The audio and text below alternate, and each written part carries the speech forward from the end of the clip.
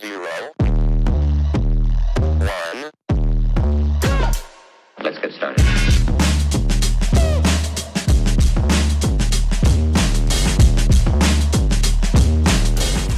I came across this great idea from a science teacher named Bruce Yaney. He's got a fantastic channel, does all kinds of cool experiments.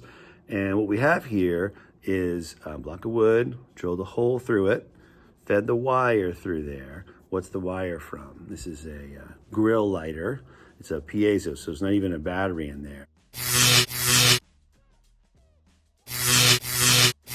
You just push down. See the spark it creates. On top of that wood, I put a lid to a film canister and drilled a hole through that for the wire as well. Just put a screw in the center to hold it down. The fuel for this rocket is 91% isopropyl alcohol. We used to call it rubbing alcohol, found it at the grocery store.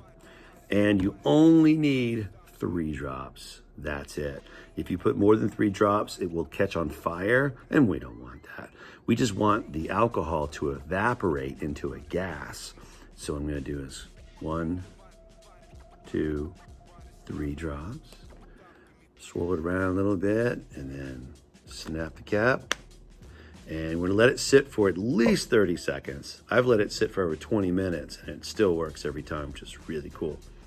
What's happening is the alcohol is evaporating into a gas, which is very ignitable, and the gas will expand and will push. And the only way for that gas to escape is if this lid comes off, and it does so in a really exciting way.